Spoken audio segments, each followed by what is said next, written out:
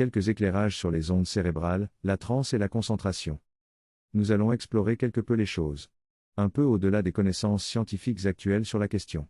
Mais nous allons aussi rappeler et résumer celles des connaissances scientifiques qui concernent directement ce que nous voulons éclairer sur la question.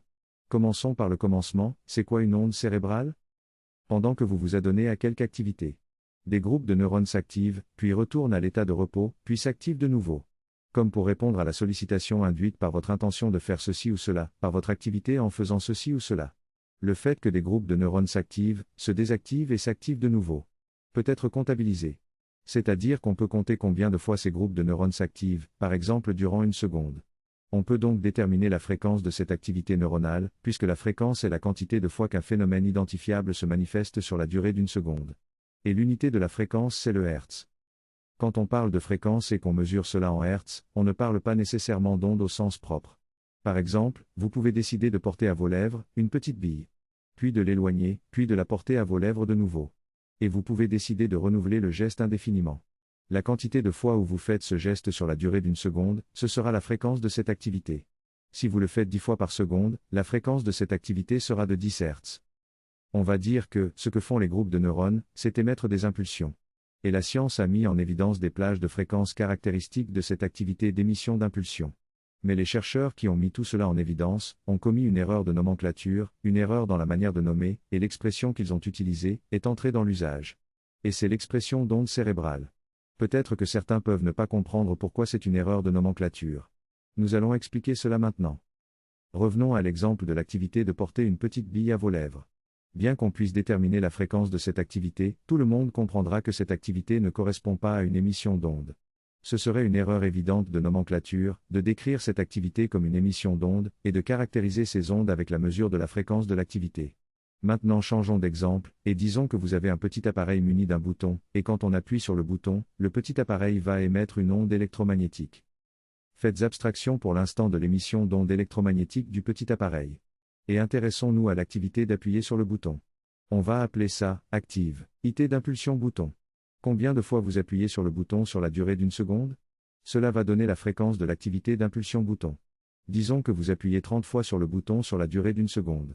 Donc la fréquence de l'activité impulsion bouton est de 30 Hz. À chaque fois que vous appuyez sur le bouton, le petit appareil émet une onde électromagnétique.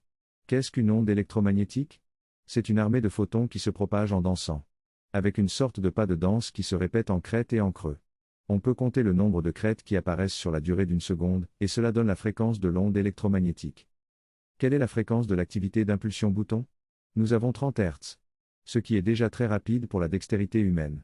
Quelle est la fréquence de l'onde électromagnétique émise par le petit appareil? La lumière visible, qui est donc une onde électromagnétique, commence à la fréquence de 350 THz. Pour vous donner une idée plus saisissante de cela, sachez qu'un THz c'est 1 million de MHz. Et 1 MHz c'est 1 million de Hz. Non seulement l'activité d'impulsion bouton est tout à fait différente de l'activité émission d'ondes électromagnétiques, mais en plus l'ordre des fréquences est radicalement différent.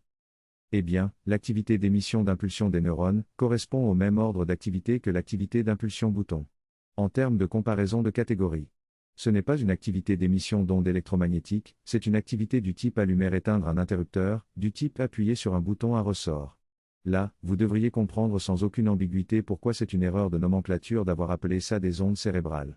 C'est juste des battements neuronaux, des impulsions neuronales. Ce qu'on aurait dû nommer ondes cérébrales, ce sont les ondes électromagnétiques que les neurones émettent quand ils déploient une quelconque activité. D'ailleurs, les cellules ordinaires, non-neurones, émettent elles aussi, par leurs activités, des ondes électromagnétiques, notamment des ondes infrarouges, dont les fréquences se mesurent déjà en THz. Nous allons sacrifier à l'erreur de nomenclature, et parler donc d'ondes cérébrales pour la suite de notre propos. Mais n'oubliez pas qu'il ne s'agit pas des ondes électromagnétiques émises par l'activité des neurones. Il s'agit seulement de la danse de s'allumer et s'éteindre des neurones. De l'activité impulsion neurone, si on peut le dire ainsi. La science a mis en évidence 5 grandes plages de fréquences des ondes cérébrales, et ces plages correspondent à certains niveaux de veille cérébrale, c'est nous qui forgeons ce terme, pour mieux synthétiser la pensée sur ce sujet. Il y a donc ainsi, les ondes delta, qui couvrent la plage de fréquence de 0,5 Hz à 4 Hz. Les ondes θ, qui couvrent la plage de 4 Hz, à 7 Hz. Les ondes alpha, qui couvrent la plage de 8 Hz à 13 Hz. Les ondes bêta, qui commencent à 14 Hz et qui s'étendent à des valeurs au-delà. Et les ondes gamma, qui commencent à 30 Hz et qui s'étendent à des valeurs au-delà. Les ondes gamma sont donc des ondes bêta de très haute fréquence, en comparaison de l'échelle de fréquence des ondes cérébrales, bien entendu. C'est pourquoi il arrive souvent que la classification des ondes cérébrales ne retienne que 4 types d'ondes cérébrales, au lieu de 5. Les ondes delta, 0,5 Hz 4 Hz, sont caractéristiques du niveau de veille cérébrale réputé le plus bas, le sommeil profond sans rêve. C'est nous qui expliquons ce qui suit. Quand vous rêvez, cela signifie que votre subconscient, que l'on peut distinguer et que l'on doit distinguer de votre conscience de veille. Cela signifie que votre subconscient entre dans une activité intense, alors même que votre cerveau dort. L'activité du subconscient, qui utilise nécessairement des neurones, se traduit par l'apparition de micro-activités d'ondes bêta durant le sommeil. Des ondes de 14 Hz et plus. C'est l'apparition d'une activité de 14 Hz, alors que le cerveau dort à moins de 4 Hz, qui a poussé les chercheurs ayant observé ce phénomène, à nommer cela sommeil paradoxal. Car il est de prime abord paradoxal de voir apparaître des pics d'activité à 14 Hz et plus, dans un contexte cérébral où tout dort à moins de 4 Hz. Les ondes θ, 4 Hz 7 Hz, sont caractéristiques de la relaxation profonde, de la détente profonde, et aussi, c'est nous qui précisons, de certains états de transe de type hypnagogique, proches en nature de quelques formes d'engourdissement de la veille cérébrale, qu'ils soient ou non induits par des techniques hypnotiques, ou par des techniques magnétiques. Et il faut aussi mentionner que le spectre des états de transe de type hypnagogique recouvre aussi le domaine des ondes delta, 4 Hz et moins. Les méditants expérimentés qui pratiquent selon des techniques de méditation orientées vers la mise au silence ou la mise en arrêt du mental, sont réputés pouvoir mettre leur cerveau dans le domaine des ondes θ. Les ondes alpha, 8 Hz 13 Hz, sont caractéristiques du niveau de veille cérébrale détendu. C'est l'état dans lequel vous êtes, par exemple quand vous êtes assis calmement et que vous laissez flotter vos pensées librement. Ou par exemple encore, quand vous faites une promenade tranquille et détendue, en écoutant le chant des oiseaux ou en profitant de la sensation de la brise sur votre visage. Quand vous rêvassez, détendu, vous êtes caractéristiquement dans le domaine des ondes alpha. Les ondes bêta, 14 Hz et plus, sont caractéristiques du niveau de veille cérébrale active. Quand vous débattez avec quelqu'un, quand vous faites vos comptes, quand vous vous inquiétez à propos des impôts, quand vous essayez de faire un calcul de tête. Quand vous écrivez un texte, quand VO, essayez de comprendre pourquoi le moteur de votre voiture refuse de démarrer. Quand vous êtes dans votre activité professionnelle et qu'elle implique quelques efforts de réflexion ou quelques efforts de mémoire. Votre cerveau fonctionne dans le domaine des ondes bêta. Si l'activité mentale et intellectuelle est particulièrement intense. S'il s'agit pour un mathématicien de résoudre une équation complexe qui lui demande une grande concentration. S'il s'agit pour un romancier de maîtriser toutes les péripéties d'une aventure complexe qu'il est en train d'écrire. S'il s'agit pour un artiste d'essayer d'avoir des idées originales et éblouissantes pour une œuvre de haut niveau. S'il s'agit pour un penseur de travailler sur un essai ou un texte de haut niveau.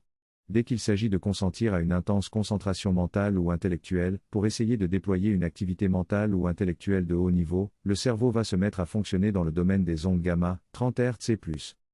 Que se passe-t-il vraiment ? C'est ici que nous allons donner quelques explications supplémentaires. Quelques éléments de réponse supplémentaires que la science n'a peut-être pas encore compris en l'état.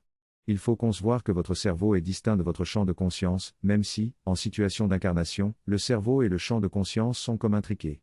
La science actuelle est capable d'envisager cette hypothèse, même si elle est encore très loin de pouvoir la démontrer. Quand nous parlons de science, entendez, bien évidemment, la science instituée, et non le principe fondamental du fait de science en tant que tel. Il faut donc concevoir une distinction entre votre champ de conscience et votre cerveau. Les deux choses peuvent s'influencer mutuellement, ce qui se passe dans le champ de conscience peut influencer ce qui se passe dans le cerveau, et ce qui se passe dans le cerveau peut influencer ce qui se passe dans le champ de conscience. Le cerveau possède des processus fonctionnels naturels, qui lui sont spécifiques, qui peuvent influencer le champ de conscience. Et le champ de conscience est capable de dynamiques spécifiques qui peuvent influencer le cerveau. L'état normal et naturel du cerveau éveillé, état de veille normal, c'est le domaine des ondes alpha. C'est l'état dans lequel se trouve votre cerveau quand vous, le champ de conscience, vous ne le sollicitez pas particulièrement. Et quand aucun événement extérieur ne le stresse particulièrement. Si vous voulez réaliser des opérations mentales ou intellectuelles compliquées, vous aurez besoin que votre cerveau vous fournisse la dynamique énergétique nécessaire pour cela. Et c'est alors que vos neurones se mettent à augmenter leur fréquence d'impulsion, car c'est par les impulsions neuronales que votre cerveau donne de l'énergie de travail à votre conscience. Afin que vous puissiez réaliser les opérations que vous voulez. Ce n'est pas votre cerveau qui décide de lui-même d'augmenter l'activité d'impulsion de ses neurones pour entrer dans les domaines d'ondes bêta ou d'ondes gamma. C'est l'intention d'activité de votre conscience, votre intention d'activité. Faites la correction de langage, chaque fois que les manières de langage semblent poser une distinction entre vous et votre conscience, vous êtes la conscience. C'est l'intention d'activité de votre conscience, qui signale au cerveau que votre conscience a besoin de plus d'énergie de travail, car elle veut réaliser des opérations d'énergie conscience, mentale, intellectuelle, et autres, quelque peu difficiles. Quelque peu gourmandes en énergie de travail. Votre cerveau est plus ou moins capable de fournir une activité d'impulsion neurone intense. Et cela détermine une limite dans ce que votre conscience, vous-même donc, est capable de réaliser comme opération d'énergie conscience, mentale, intellectuelle et autres, nous précisons encore. Nonobstant votre niveau de compétence mentale apprise et de compétence intellectuelle apprise, ce qui inclut votre niveau de connaissance apprise, dans quelques domaines considérés. Nonobstant ce paramètre, ce qui fait que vous êtes incapable de tel ou tel exploit, de tel ou tel prodige, de telle ou telle excellence dans un domaine. C'est le fait que votre cerveau n'est pas capable de vous fournir l'énergie de travail qui est requise pour accomplir les choses à ce niveau. Chez certaines personnes, le cerveau ne pourra pas monter au-delà de 25 Hz d'activité en ondes cérébrales. Et cela signifie que ces personnes ne pourront pas intégrer des compétences et des connaissances qui nécessitent d'utiliser une énergie de travail de 35 Hz au moins. Et tant qu'elles n'auront pas réussi à transformer leur cerveau pour qu'ils deviennent capables de monter jusqu'à 35 Hz, rien n'y fera. Vous avez là l'explication cérébrale des limites intellectuelles et des limites mentales de nombre de personnes. Dans ces processus naturels, le cerveau doit se mettre périodiquement en mode delta. Pour différentes raisons, pertinentes, pour la plupart, du point de vue de la santé du cerveau. Quand le cerveau est en mode onde delta, il ne peut pas fournir suffisamment d'énergie de travail au champ de conscience pour faire quoi que ce soit. C'est l'état de sommeil. Dans les états de somnolence plus ou moins avancés, le cerveau fonctionne dans le domaine des ondes θ. Et là aussi, il ne peut pas fournir à la conscience un niveau correct d'énergie de travail. Et dans ces états cérébraux-là, vous ne pouvez pas réfléchir. Vous ne pouvez pas manier correctement de simples éléments basiques d'information et d'intention. Vous êtes à moitié endormi, comme on dit. Dans ce que nous appelons ici le niveau de veille cérébrale normal, le niveau d'activité en onde alpha, le cerveau est disponible pour toute sollicitation de la conscience. Et dès que la conscience a l'intention d'une activité plus ou moins costaud, le cerveau mobilise les neurones pour qu'ils augmentent leur battement d'impulsion neurone. Ce qui met le cerveau dans le domaine des ondes bêta. Mais, si le cerveau peut circuler assez aisément, c'est une manière de dire, entre 0,5 Hz et 14 Hz. Au-delà de 30 Hz cela devient difficile pour nombre de cerveaux. Et cela est de plus en plus difficile au fur et à mesure qu'il s'agit de fréquences d'impulsion neurone largement supérieures à 35 Hz. Comment régler depuis l'extérieur la fréquence des ondes cérébrales ? Le régulateur interne, dans le domaine de 8 Hz et plus, c'est naturellement la conscience. La capacité d'intention-volonté de la conscience. Pour que la conscience puisse réguler les ondes cérébrales de 8 Hz et moins, il faut qu'elle recourt à différentes techniques orientées relaxation et orientées réduction de l'activité mentale. Comment régler les choses depuis l'extérieur ? Vous pouvez créer un système plus ou moins sophistiqué qui va produire des battements sonores ou des flashs lumineux. Et donc un système de production de fréquences d'impulsion sonore ou d'impulsion lumineuse. Quand nous disons système, il ne s'agit pas nécessairement de quelque chose de forcément complexe. Un simple fichier audio ou un simple fichier vidéo, si ces fichiers sont expressément conçus, est déjà comptable en tant que système de production de fréquences d'impulsion. Si vous exposez votre cerveau à un système d'impulsion qui va produire des impulsions de 8 Hz par exemple. Si l'exposition est correctement faite, votre cerveau va s'aligner sur cela et il va se mettre lui-même dans le domaine des ondes de 8 Hz. Par l'usage correct des systèmes de production d'impulsion, vous pouvez mettre votre cerveau dans le domaine des ondes cérébrales que vous voulez, puisque votre cerveau va s'aligner sur la fréquence du système de production d'impulsion. Ce phénomène est un phénomène de résonance et de synchronisation. Le cerveau se met au diapason des battements impulsions auxquels il est exposé, si l'exposition est correctement faite pendant assez longtemps. Cela a plusieurs conséquences et plusieurs applications. Si vous ne savez pas entrer en état de relaxation profonde, domaine entre 7 Hz et 4 Hz, vous pouvez utiliser un système qui va produire des battements impulsions à la fréquence de 7, 6, 5 ou 4 Hz. De sorte à aider votre cerveau à apprendre à se mettre en relaxation profonde. Si votre cerveau est incapable de monter au-delà de 30 Hz, un système qui va produire des battements impulsions dans les fréquences supérieures peut aider votre cerveau à fournir une intensité d'activité au-delà de 30 Hz. De sorte que, lorsque vous allez solliciter votre cerveau plus tard, il sera capable de vous fournir l'énergie de travail que vous lui demandez. Terminons cet éclairage par la question fascinante de la transe. Les états avancés de transe correspondent à des ondes cérébrales d'environ 4 Hz entre 4,5 Hz et 3,5 Hz. La frontière de l'état de sommeil, 0,5 Hz 4 Hz. Mais ces ondes cérébrales ne garantissent pas la réalisation de la transe. La transe est en réalité, et c'est nous qui posons cette explication et cette définition, un état d'activité accrue du subconscient. De même que nous devons distinguer le cerveau et le champ de conscience. De même nous devons distinguer le cerveau et le champ du subconscient. Plus les ondes cérébrales se situent dans les fréquences basses, de 7 Hz vers 0,5 Hz, moins il est difficile pour le subconscient de se manifester de manière significative dans le champ cérébral, puisqu'on peut décrire le cerveau lui-même comme muni d'un champ qui lui est spécifique. Chez certaines personnes, le subconscient a une tendance forte à l'activité.